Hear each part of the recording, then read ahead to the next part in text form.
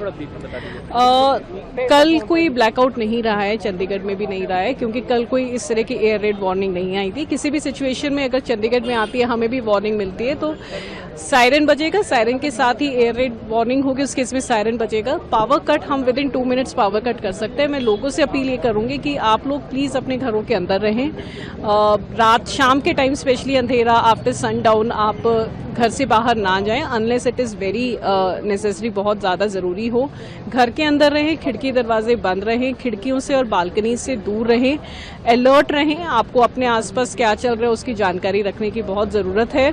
और जो मोहाली में क्योंकि बहुत ज़्यादा हाई राइज बिल्डिंग है, हाई राइज बिल्डिंग के लोगों को खासतौर से बहुत अलर्ट रहने की ज़रूरत है। अगर इन केस कोई सायरन बजता है, अलर्ट जारी होता है, तो आप स्टेयर केस का इस्तेमाल करते हुए अपने लोवेस्ट लेवल फ्लोर पे या फिर बेसमेंट में जहाँ पर भी आ सकते हैं वहाँ पर आप इकट्ठे हो। हमारी सारी ही टीम, सिविल डिफेंस वॉलंटियर्स की भी हम लोगों ने टीम बना ली है, सारी ही टीम्स हमारी रेडी हैं। पुलिस प्रशासन, फायर ब्रिगेड, हेल्थ सभी को अलर्ट कर दिया गया है। All arrangements are in place. साथ ही हम लोगों ने अच्छा कोऑर्डिनेशन बनाया हुआ है with air force and army units also. किसी भी तरह का कोई भी अलर्ट होता है हमें तुरंत इन्फॉर्मेशन मिल जाती है। We are acting on it. मैं सभी सिटीजन्स को एक बारी मेरी रिक्वेस्ट करूंगी कि पैनिक हम ना करें।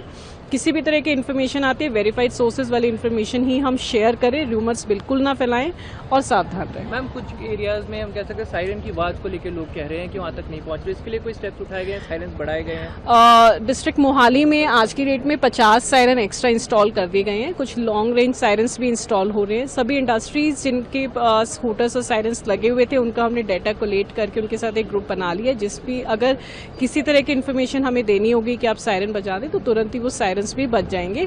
इस तरह की अब दिक्कत नहीं आएगी कि किसी एरिया में सायरन नहीं सुन रहा।